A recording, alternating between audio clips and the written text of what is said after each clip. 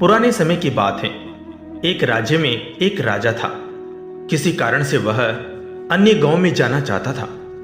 एक दिन वह धनुष बाण सहित पैदल ही चल पड़ा। चलते चलते राजा थक गया, अतः वह बीच रास्ते में ही एक विशाल पेड़ के नीचे बैठ गया। राजा अपने धनुष बाण बगल में रखकर चद्दर ओढ़कर सो गया। थोड़ी ही देर में उसे गहरी नींद लग गई। उसी पेड़ की खाली डाली पर एक कौवा बैठा था। उसने नीचे सोए हुए राजा पर बीट कर दी। बीट से राजा की चादर गंदी हो गई थी। राजा खर्राटे ले रहा था। उसे पता नहीं चला कि उसकी चादर खराब हो गई है।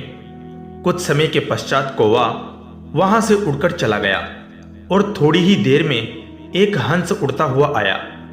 हंस उसी डाली पर और उसी जगह पर बैठा जहां पहले वह कौवा बैठा हुआ था। अब अचानक राजा की नींद खुली। उठते ही जब उसने अपनी चादर देखी तो वह बीट से गंदी हो चुकी थी। राजा स्वभाव से बड़ा क्रोधी था। उसकी नजर ऊपर वाली डाली पर गई जहां हंस बैठा हुआ था।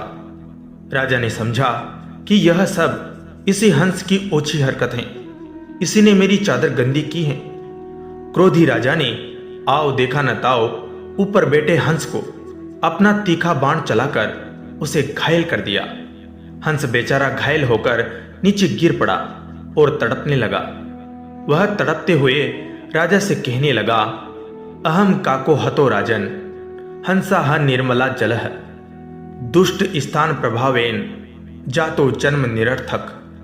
अर्थात हे राजन, मैंने ऐसा कौन सा अपराध किया, तुमने मुझे अपने तीखे बाणों का निशाना बनाया है। मैं तो निर्मल जल में रहने वाला प्राणी हूं। ईश्वर की कैसी लीला है।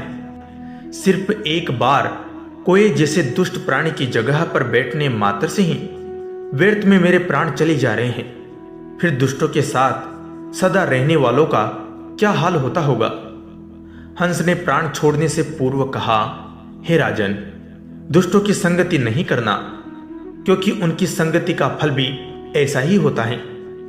राजा को अपनी किए अपराध का बोध हो गया। वह अब पश्चाताप करने लगा।